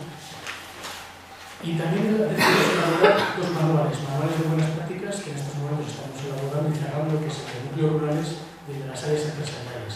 Pero entre tanto, y a raíz de la elaboración de la estrategia de la agricultura, lo que hicimos fue, bueno, de núcleos y de áreas empresariales los tenemos en estos momentos todavía en base de estamos digiriéndolos y estamos en fase de edición, saber cómo tenemos que hacer el entorno rural, pero entre tanto hemos sacado otro manual porque de alguna manera la prioridad era regular, que es lo que ocurría con el sector de la agricultura en el ámbito litoral, en las zonas donde por la legislación autonómica ambiental se podía llevar a cabo la actividad de la agricultura. No sé si recordáis una orden conjunta que salió de la Consejería de Medio Rural y Medio Ambiente, por la cual se paralizaba la agricultura en unas zonas donde la cartografía que marcamos zonas 1 y 2 y zonas 3 y 4 se permitía, pero siguiendo esta guía de obligado cumplimiento. Y en esta guía volvemos a hacer las mismas preguntas que en todos los demás. Integrado en el proceso de reflexión de elaboración del proyecto, en la comprensión del lugar y de los diferentes espacios en los que me pudiera implantar, el cómo de alguna manera tengo que llevar a cabo el planteamiento de esa actividad agrícola, para que de alguna forma se vaya integrando o podamos llevar a cabo una mejor lectura de ese espacio, ¿no? Y luego la parte que a mí me parece que más nos ha consumido, o que más esfuerzo nos ha consumido durante este primer año. Sensibilización, formación y divulgación. Más allá de dar charlas o seminarios de este estilo, trabajar en la integración del diseño de 12 meses, 12 paisajes. No sé si habéis oído eso, lo vamos a decir. Otra vez, nosotros. 12 meses, 12 causas, 12 meses, 12 paisajes. Tenemos 12 grandes áreas. Entonces decimos, bueno, pues 12 meses, 12 paisajes, y llevamos a cabo actividades, tanto con la Fundación Juan de Vega, con la escuela, con el Colegio de Ingenieros, con el Colegio de Arquitectos, diferentes actividades formativas en el mundo técnico, científico, pero también en la parte emocional y en las unidades de trabajo que hemos hecho con la Agenda 21 escolar. Y yo creo que es importante esta lectura y este ejercicio, ¿no? Tenemos que incorporarnos esta frase de Mariana Ortopedi, ¿no? Que dice: la falta de implicación emocional conduce a la indiferencia y al desconocimiento. El momento en que los ciudadanos se identifican con el entorno, lo incluyen en sus esquemas afectivos y casi. Eso que hicimos de delimitar las unidades paisajísticas como esas unidades sensoriales, aprehensibles. Una frase que me gustó mucho repetir, la filosofía que emana en la relación cultural, es decir, no puedes, de alguna manera, única y exclusivamente proteges aquello que quieres, ¿no? O sea, eres capaz de proteger aquello que quieres, aquello de lo que te enamoras. Y para enamorarte y querer algo, has de conocerlo y has de hacerlo tuyo. Esa sensación de pertenecer al lugar, esa entender que lo que estamos preservando y protegiendo es tuyo, más que de la Junta de Galicia o del gobierno de turno que sea, es una de las implicaciones que estamos buscando con todos estos talleres, ¿no? Una serie de talleres que estamos haciendo en el seno de las agendas 21 escolares y con diferentes institutos en diferentes áreas de cada una de esas áreas, en diferentes zonas de esas áreas paisajísticas, que lo que buscan es redescubrir ese paisaje, aprender a interpretar. Tenemos un taller de lectura que es una delicia por los niños, y de alguna manera implicarles, pero sobre todo la búsqueda de ese respeto, asumimos de alguna manera que tenemos que trabajar a largo plazo, a otra escala. Montamos talleres de lectura y de ese tipo de ejercicios, ¿no? de qué es lo que percibes, de hacer esa cartografía emocional, para tratar de aprender, los que somos urbanistas y trabajamos en organización, la verdad es que ves un mapa hecho por un niño de cuáles son los valores y elementos a preservar en su ámbito cuando ya se son talleres de estos, y ves cuál es el mapa que hace un urbanista o que hacemos un especialista en teoría y dices, para este tienes que leerte 4 textos, mirar 5 memorias y para este dices, ya lo veo. Sí, inmediato. Lo comprendes, además dices, caray que sí, qué fuerza. Y lo vemos en los ejercicios plásticos que ellos mismos nos elaboran, ¿no? Además son talleres en los que de alguna manera tratamos de involucrarles en la construcción colaborada, ¿no? No es el paisaje que percibes, sino trabajamos conjuntamente en una ficha, en equipo. Aprender a ser generosos y a ceder parte de lo que tú entiendes que tienes ese valor de ese espacio. Porque también el diálogo es eso, entregarte, pero asumir que parte de lo que das no tiene tanto valor como que tú le estás otorgando.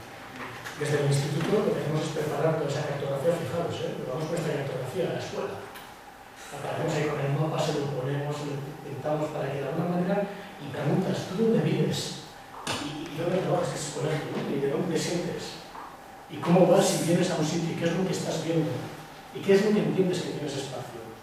Amparándonos en la biofísica y todas esas cuestiones de una manera que a partir de ahí, trabajando y siempre que podemos, implicando a gente privada. Estos son un taller que fue tremendamente emotivo, ¿no? Interesantísimo. Recogimos un maestro cestero y una persona que sabía hacer injertos. Y los pusimos a trabajar con los chavales y nosotros mismos para ver cómo podíamos trabajar, porque estamos haciendo un trabajo para la Fundación Panadera, por ejemplo, que tiene que ver con los cierres vegetales. ¿Qué tipo de especies vegetales podemos utilizar para elaborar los cierres de nuestras fincas? Y cómo podemos limpiar esos cierres vegetales y destinar parte de ese material, pues igual a hacer cestería o hacer otro tipo de...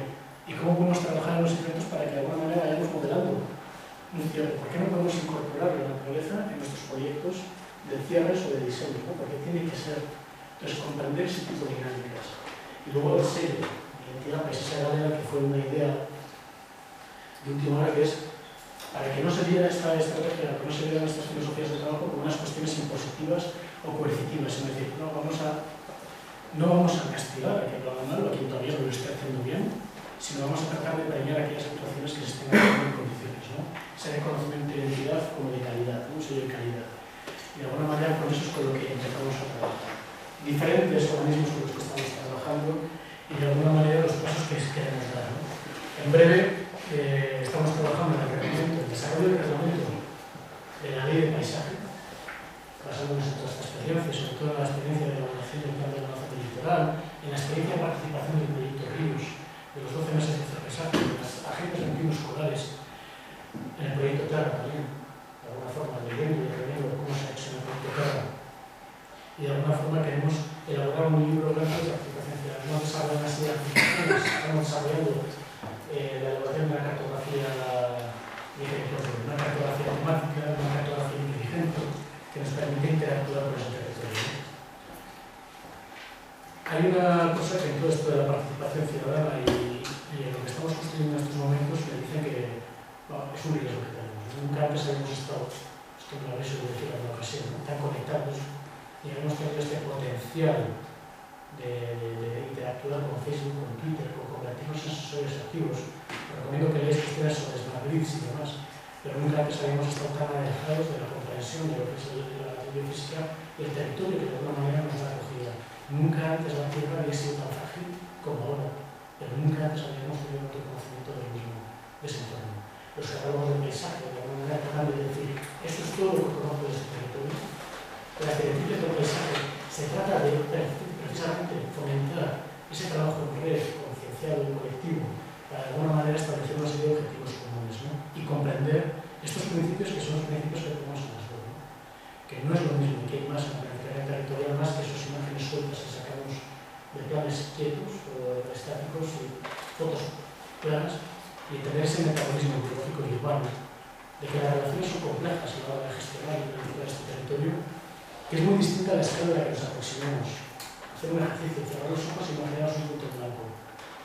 Y luego decir qué es ese punto en blanco. Unos estarán viendo una lucecita, otros una estrella. Es muy distinta a la escala, esa imagen que estamos continuamente aproximándonos, ¿no?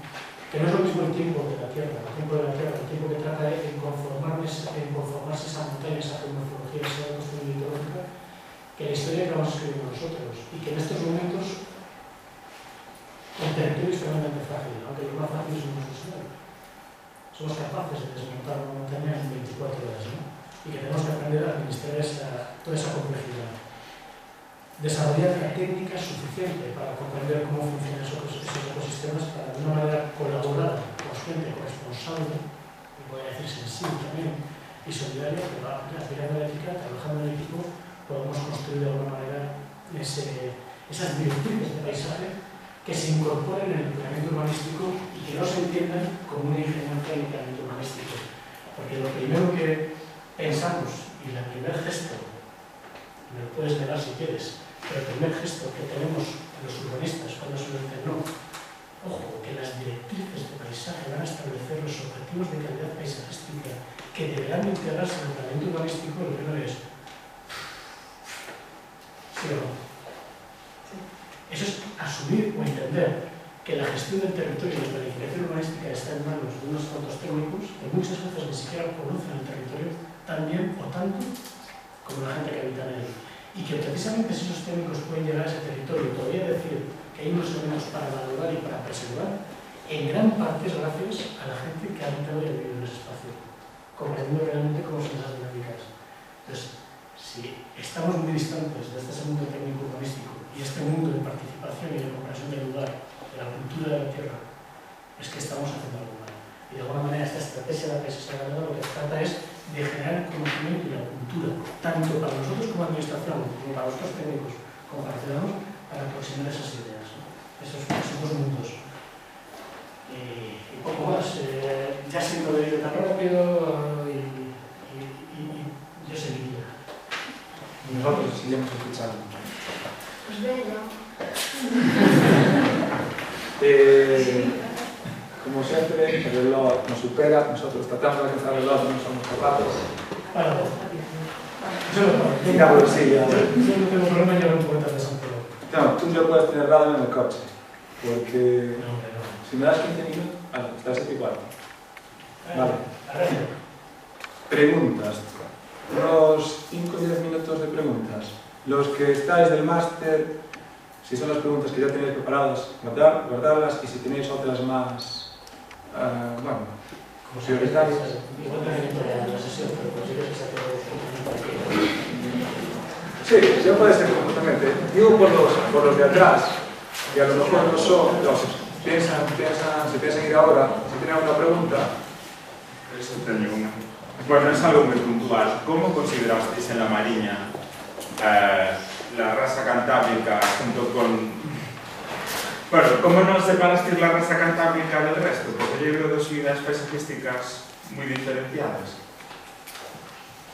¿Cómo nos separamos? La raza cantábrica.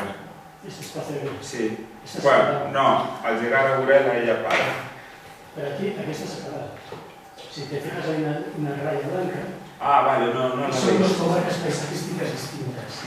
Está la zona litoral y la zona peritoral. Y la aproximación a esa raza cantábrica, ojo, yo estoy hablando, como comprenderéis, aquí la delicia es escuchar a Augusto, a Juan, a Paco. Yo hablo también porque me he recorrido todas estas líneas negras y blancas.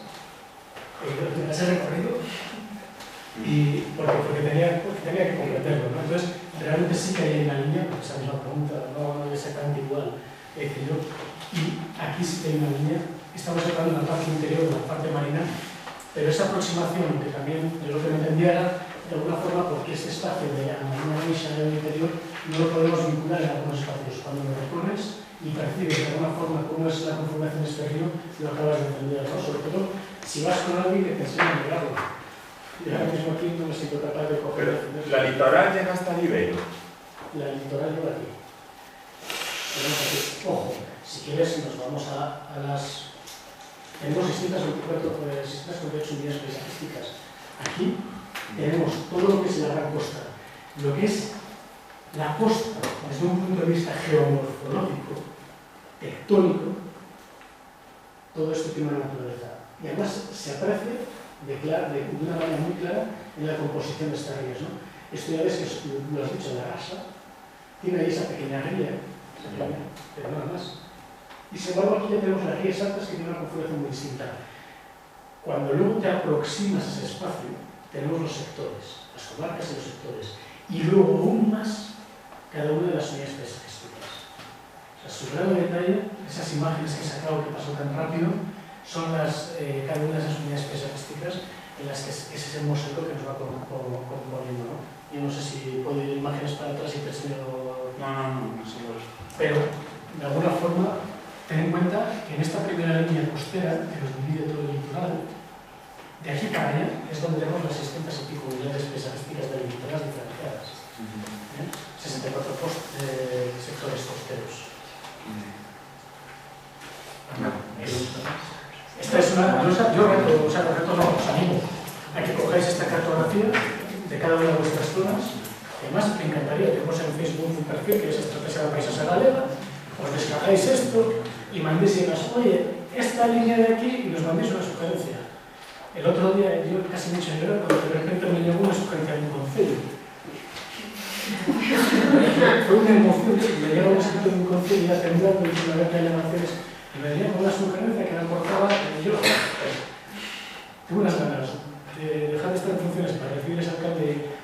Oye, vamos a ir a verle, porque es que fantástico, o sea, realmente la participación en la parte de catálogo y de limitaciones ha sido muy baja. Y a mí me gustaría que en ese perfil de Facebook os deis de alta, es público, y nos hagáis sugerencias y pidáis información y...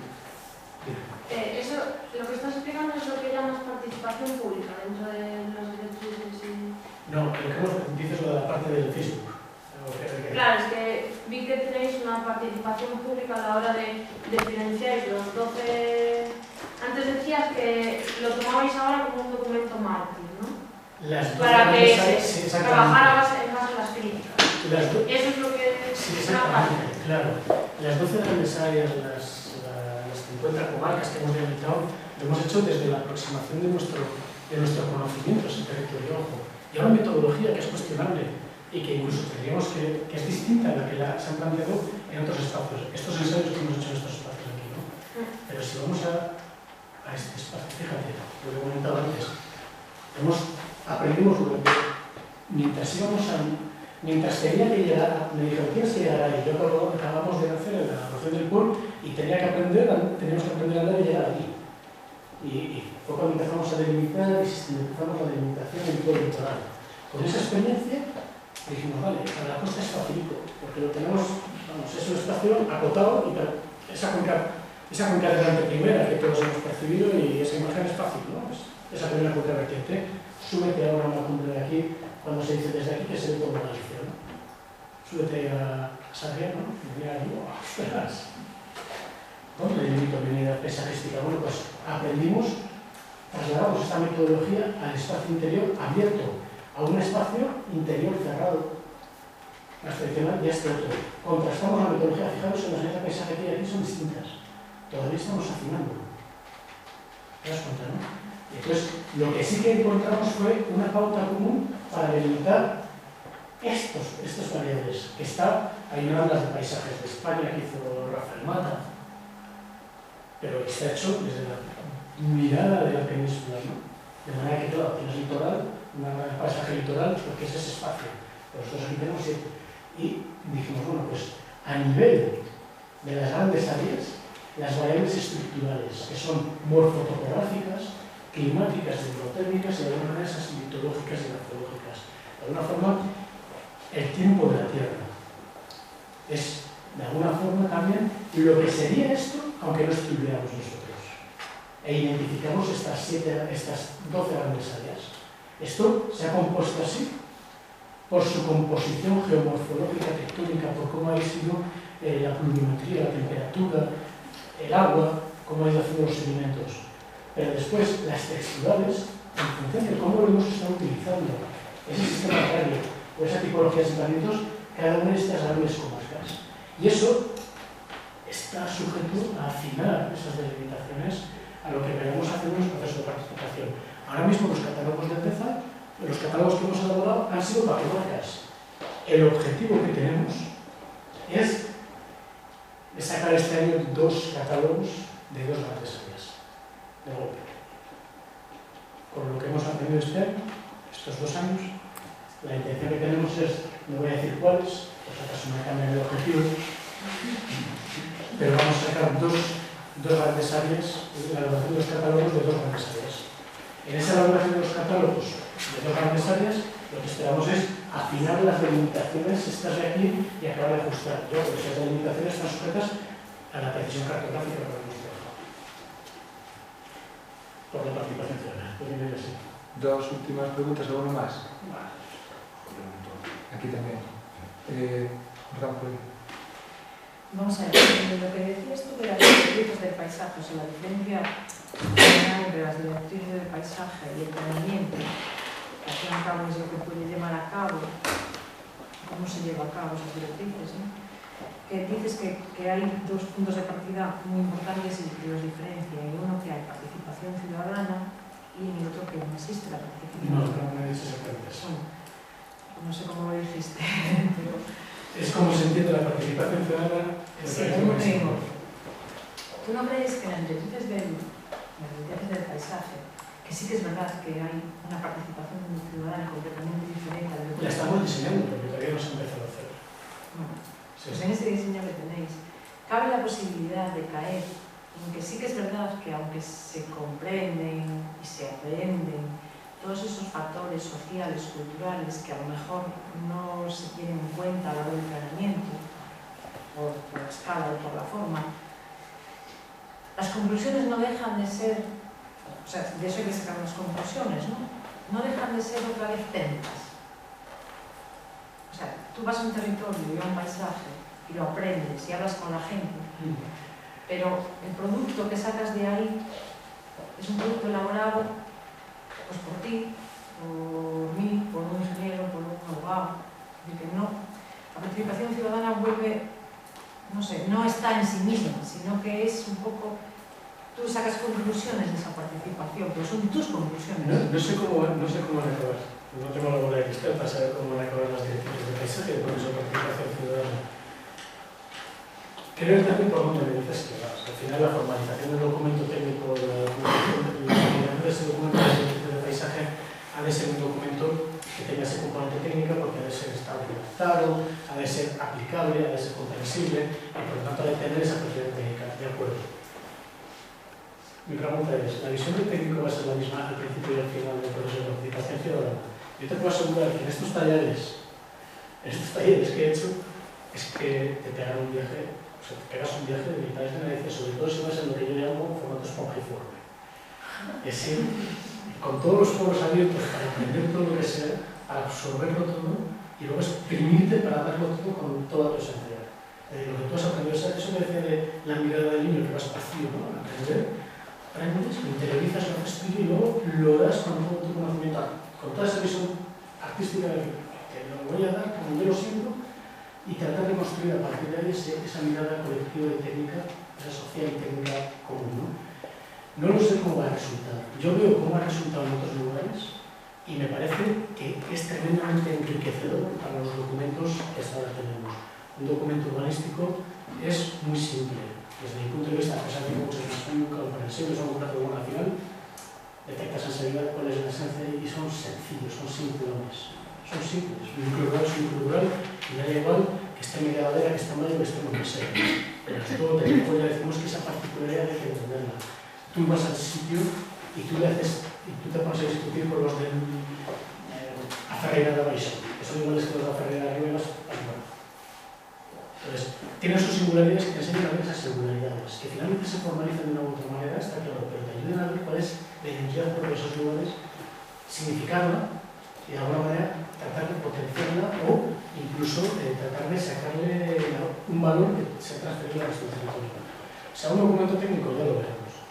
Yo creo que la diferencia fundamental entre la participación pública que se, de alguna manera, desde el Convenio Europeo de Paisaje y la Ley del Paisaje se busca, y la participación pública del procedimiento administrativo urbanístico es que la participación pública urbanística es simplemente tengo que exponer en qué fase estoy para que la gente venga y lea a un documento ya cerrado, y la participación pública que se busca aquí es estamos caminando juntos por poner en valor este territorio y por definir ese modelo de sostenible que buscamos. Tiene mucho de la esencia de la Agenda 21. Mucho de la esencia de la Agenda 21. La Agenda 21 de los procesos de definición de un modelo sostenible de ocupación del territorio con la ciudadanía. Ojo, que no se convierta tampoco, es a que nos corremos, en que sea una fiesta popular, que todo se reduzca a un festín popular, por no decir fiesta popular, que incluso las fiestas populares son muy significativas y interesantes, ¿no? A un festín popular. Nos damos una especie de... No se trata de eso. Son talleres duros, duros. Los ensayos que hemos tenido, porque tienes que hablar pues, con los de la asociación agricultores, tienes que hablar con la gente del turismo, tienes que hablar con unos que están enfrentados con otros, lo que perciben unos como más interesante que otros saben de los otros. Entonces tienes que mantener ese punto en el que todos te dan. Dije una frase una vez que es dejemos tortas de todos los que hemos por el camino. ¿No? De alguna manera hacer de ese... y no estar muy a favor de uso. No sé cómo va a quedar. A mí me gustaría que el lenguaje no fuera lo que entendemos hoy en día por lenguaje técnico. El POL tiene algo de eso, y lo sabes. La redacción del POL es una redacción, la forma en la que hemos redactado las normativas del POL es una forma de redactar que no es la forma normativa al uso. Y ha sido, tú lo sabes muy bien, que en el ejercicio de trabajo donde nos hemos encontrado en el ámbito litoral, es una forma de decir, bueno, en el urbanismo, los que habéis enfrentado a ellos, dicen aquí sí, aquí no, esto lo esto negro. Nosotros, en la elaboración de poles, pues dependerá de lo que vayas a hacer y cómo lo vayas a hacer. Y no con carácter general, sino que dependerá de dónde lo estés planteando. Y en cada momento vamos a buscarlo. Porque casualmente, los instrumentos urbanismo que estamos aplicando en algunos municipios, ¿cuántos años podemos tener? Muchos estamos hablando de 20, 30 años. La tecnología hace 20 o 30 años no es la misma que la que podemos aplicar ahora. La forma, por lo tanto, de aproximación del territorio es distinta. Por lo tanto, algo que antes prohibíamos o permitíamos, vamos a pensar, algo que antes prohibíamos, ahora lo podemos permitir de otra forma concreta. Y algo que antes permitíamos, igual ahora hemos dicho que estábamos permitiendo, por ejemplo, desecar determinadas lagunas, cuando incluso se veía desde un punto de vista de salubridad y de higiene social. Vamos a secar, ¿no? Sí, me enrollo, sí. Bueno, yo tengo una pregunta. Mi pregunta es, ¿qué pregunta tiene una chica? No, me la acabas de responder ahora porque era ¿qué formato de participación pública iba a tener esa definición de objetivos? Si la típica redacción y luego exposición o se iba a tener el otro enfoque. Y me la acabas de responder claramente, además, que me ha gustado la respuesta. Llevamos un año trabajando, hemos desarrollado durante este año una aplicación informática. Dices, bueno, no saben más tecnología, ¿no? Hemos desarrollado una aplicación informática, proyecto para Proyecto Ríos. ¿Conoces el Proyecto Ríos? Igual alguno de aquí lo sufrís o no. En teoría es una aplicación que hemos hecho para que los voluntarios aporten mediante los coordinadores información directamente sobre una base de datos geográfica que es la que gestiona Aguas Galicia. Es accesible para de manera que ahí hay un trabajo que tiene cierta componente técnica y de formación específica que ya no es que generan una base de conocimiento diferente, sino que están apuntando directamente a las base de datos que los técnicos de Aguas Galicia. Los técnicos de la administración podemos empezar a trabajar. Estamos diseñando un sistema que nos permita que para todas estas unidades de paisaje que hemos hecho, toda esa información, yo te voy a sacar un mapita, te voy a hacer una serie de preguntas y tú podrás contestarme como quieras, de manera interactiva, pero luego los talleres presenciales. O sea, de manera interactiva vamos a poner esta herramienta. De manera que yo te voy a poner una cartografía no para que la veas, sino para que veas este barrio, que me lo valoras muy bien, hace tiempo que se lo cepilla. Incluso que ese rollo no existe, o que existe, o que me digas, esto es lo que percibo desde este punto de observación. Y me vincules a ese punto de observación una incidencia y buenas fotografías de la panorámica y vea cómo ese punto de observación, pues por determinadas plantaciones o por determinados elementos constructivos, ha dejado de ser un punto de observación.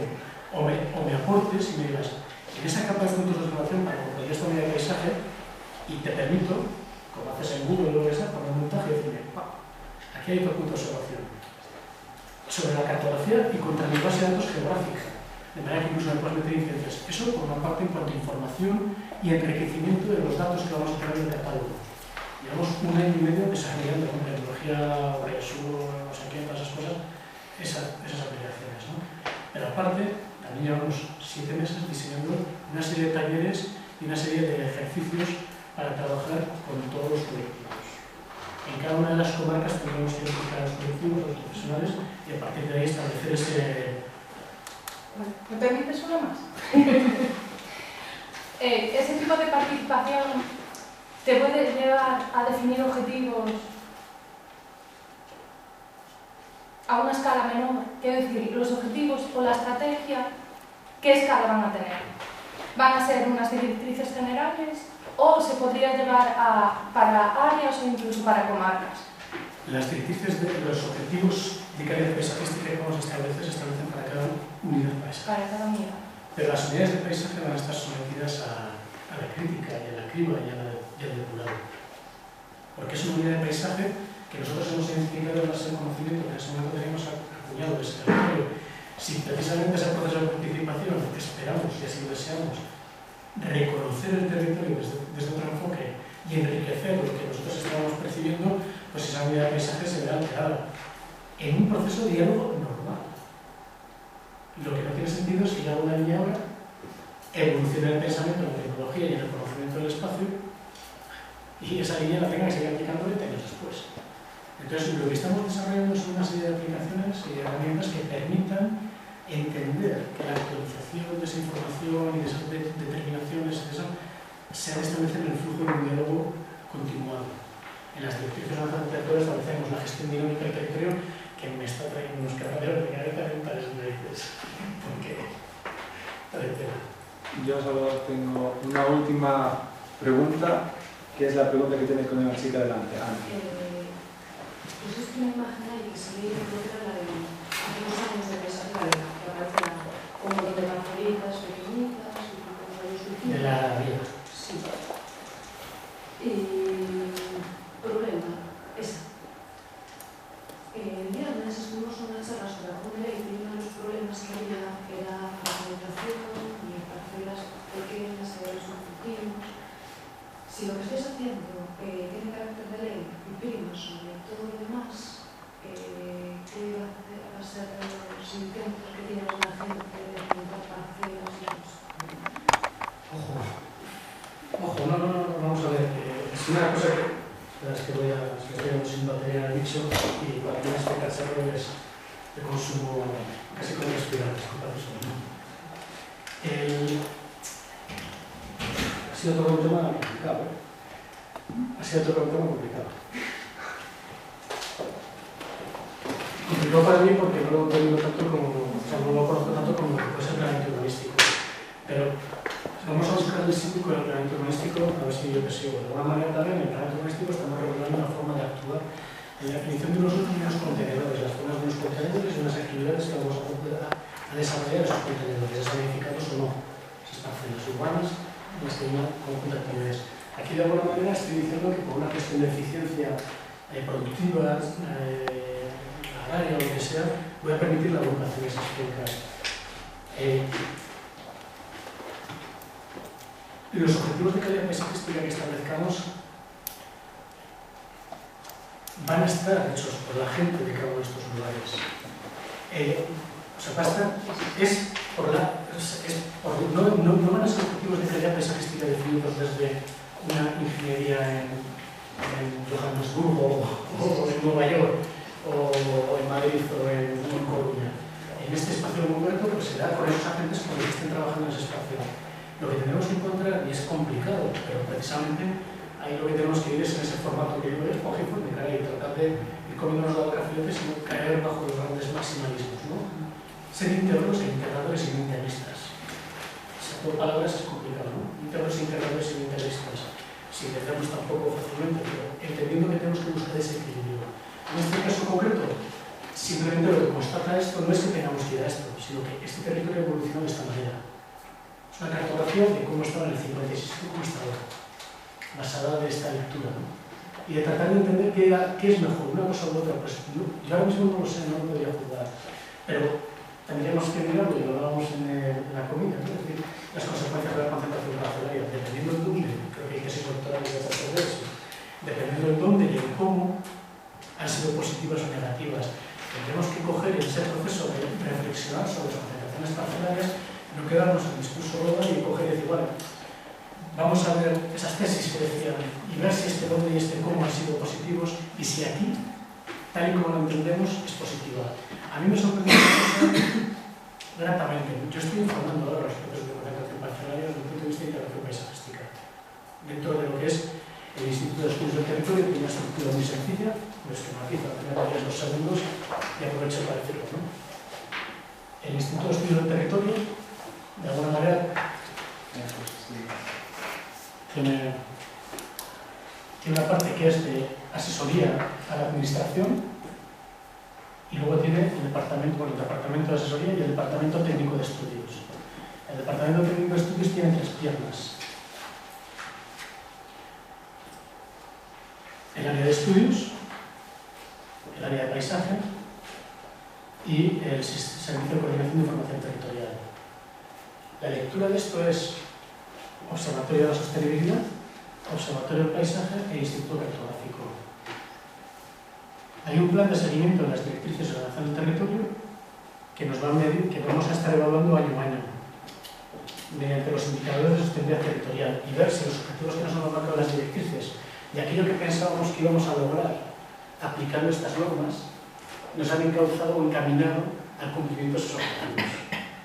Para que si no nos han encaminado al cumplimiento de esos objetivos, seamos quienes para rectificar de una manera fundamentada, objetiva, en base a estudios.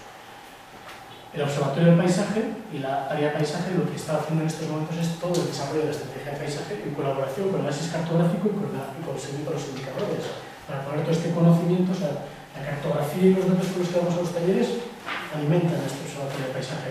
Y de alguna manera en este Observatorio de Paisaje estamos llevando a cabo todos los informes que ahora mismo son informes sencillos sobre la interacción paisajística y todas las actividades, cuestiones en el ámbito litoral, concentraciones parcelarias, talas, plantaciones, aperturas de caminos, planes de desarrollo de planeamiento urbanístico.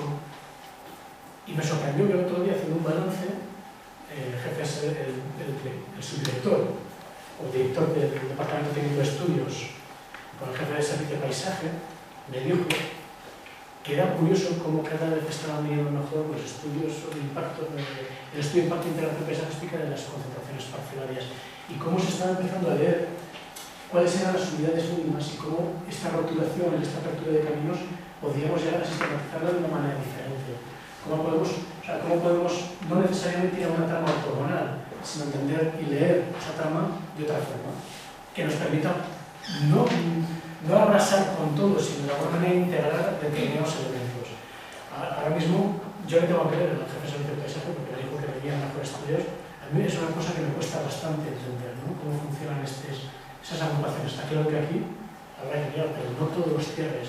Y si realmente es una joya, todos los cierres de ese parcelario tal, pues habrá que protegerlo, preservarlo, pero como una rareza o como un elemento casi de recuerdo, ¿no? No sé, tenemos que ir evolucionando en el uso de ese territorio, ¿no? Esto es el área de paisaje, luego es el Servicio de Coordinación de Información Territorial, que es con los que producimos precisamente estas cartografías y hicimos este trabajo de elaboración de este vuelo, ¿no? De ortorectificación de ese vuelo. Cambiamos formato. Como quieras, ¿no? Porque han preparado